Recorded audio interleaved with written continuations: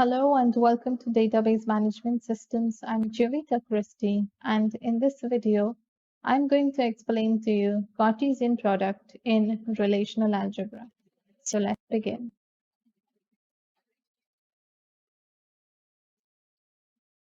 Once again, the database that we will be using is the sample database for a university.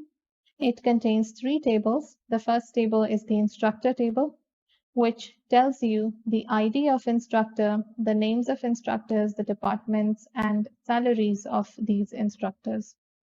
And the second table we have is the course table, which shows you the ID of the course, the names of all the courses, the semesters in which they were taught, and the year in which they were taught. And then we have the teachers table.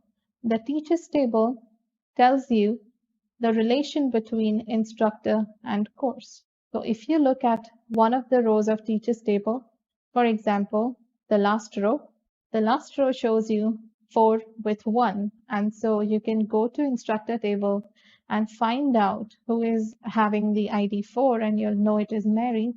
And across that, 1 is written. So you can go to course table and check what is 1, and 1 is DBMS. So with this, you can conclude that Mary taught DBMS in odd 2019. This is how we have created a simple university sample database. And using this, we are going to do Cartesian product. So Cartesian product is another fundamental operation in relational algebra, just like union and set difference, and also select and reject. This is also a binary operation, just like union and set difference. So it requires 2 tables in order to work. And we use a Cartesian product when we want to combine 2 tables together. So when we require some data that cannot be fetched from just one table, then we use a Cartesian product and combine 2 tables. And here, each row of one table will get combined with all the rows of the second table. That's how the combination works, and you'll understand it better with an example. But if you talk about this in mathematics, and if you're given set A and B, and A contains 1 and 2, and B contains 2 and 3, then the Cartesian product will be combination of A and B, such that you get 1, 2, 1, 3, 2, 2, and 2, 3, which is combination of both the sets. So that's how Cartesian product works in practice in mathematics with numbers. And we are going to see how it works with tables.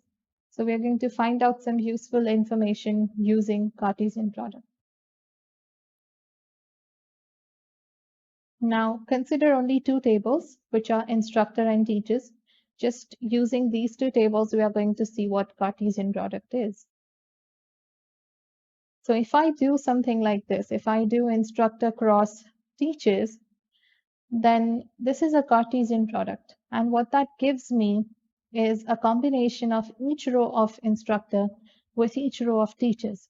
So if you go back there and see, there are 4 rows in instructor and 3 rows in teachers, which means it's going to return to me 12 rows, because 4 here and 3 there, that gives me 4 times 3, which is 12. And so I'm having 12 rows. You can see that here, the first row of teachers, which is 1, 2, is combined with all 4 rows of instructor. And then the next row of teachers is again combined with all 4 rows of instructor, and so on. And notice the number of columns. The number of columns are going to be equal to the total columns of both tables. So the first table has 4 columns, the second table has 2. So the total is going to be 6, and that's what I am getting in this table. I'm getting totally 6 columns, as you can see here. And so this is the Cartesian product. And as such, right now it does not make any sense to us when we combine these tables, because how does that help you? It does not give you any useful information. It's just a bunch of gibberish where just two tables are getting combined.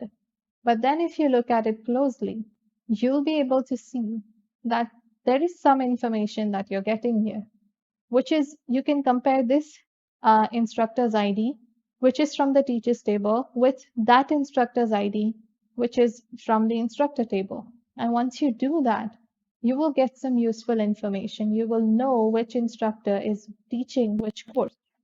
Of course, you'll only get the ID of the course, but you will still get it. So whenever the ID of instructor matches, you can say that that instructor is teaching this particular course ID.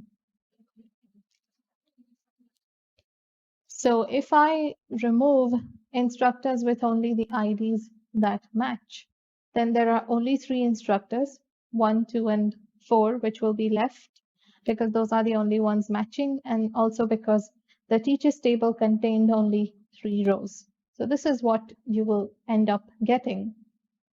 And now if you want to get from here only names of instructors and the IDs of the courses they teach, then this is how you will be writing your query. So first of all, you have done instructor cross teaches in one bracket. On that, you have applied the condition of matching the ID of instructor with the ID of teaches, instructor ID of teaches. And if both are matching, you fetch that row, and then you apply the pie condition and fetch one column from it. So this is how your query looks like. And in this query, you can notice how I have written the name of the table and then the name of the column in mentioning the condition.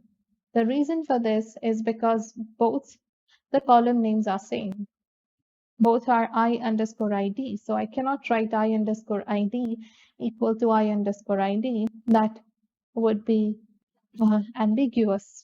So I have to write the name of the table that I'm referring to out of these two tables, the combination of these two.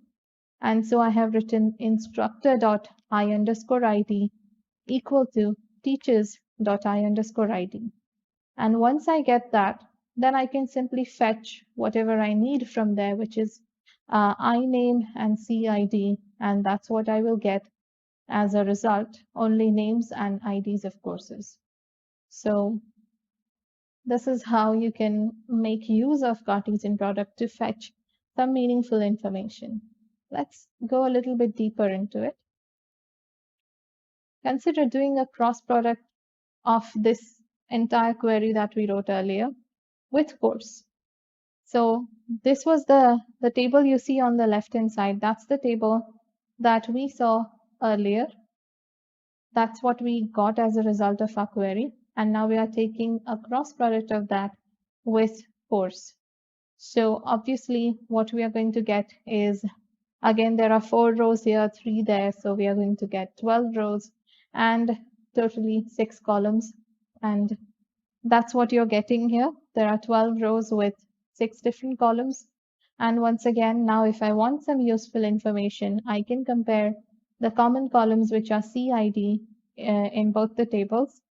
And once I do that, once I compare those, then this is what I will get.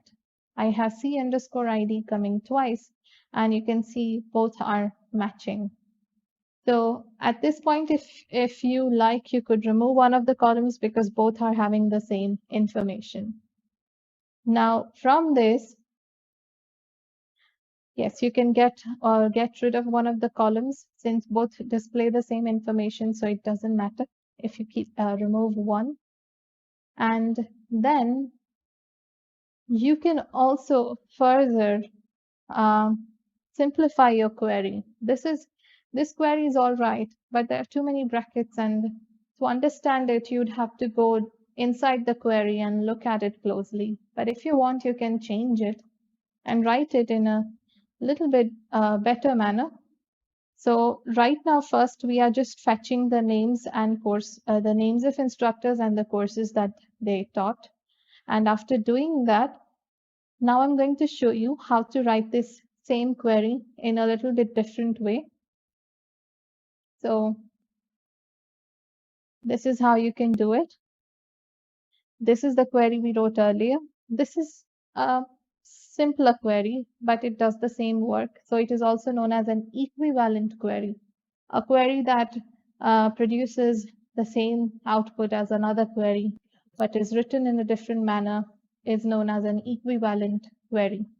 So this query is fairly simple because within the brackets, I have first taken a Cartesian product between instructor, teachers, and course. And then after taking the Cartesian product, I have applied to it the pi operation. So the pi operation and the sigma operation. And you can notice here how the conditions have been combined. You can see that instructor ID and ID from teachers is compared, so it is matched. And the second condition which we applied is also added here. And here I have written teachers C underscore ID equal to course C underscore ID. And that would satisfy, that would take care of all the conditions that we need. We want to match ID of instructor with ID given in teachers. And we also want to match the ID of the course with the ID given, course ID given in teachers. So we are doing that. And then we can apply the pi condition and select only names of instructors and names of courses. So this is how you can simplify your query to make it look better. So when you do this, you can see already there's a considerable decrease in the number of brackets used here. There are only 4 here, 2 closing and 2 opening brackets, whereas that side we had 3. So if you want to write your query in a better manner, you can do this. So, and a little bit of a tip is whenever you have any questions in relational algebra to do a Cartesian product, or when the question requires you to combine 2 tables, you can straight away apply a Cartesian product and an equal to condition. And it's not necessary that you need to do equal to, you could do greater than, less than, any kind of operation that you want to do with sigma. So that's how you can use Cartesian product. And that's it for this video. I'll see you in the next one. Thank you for watching.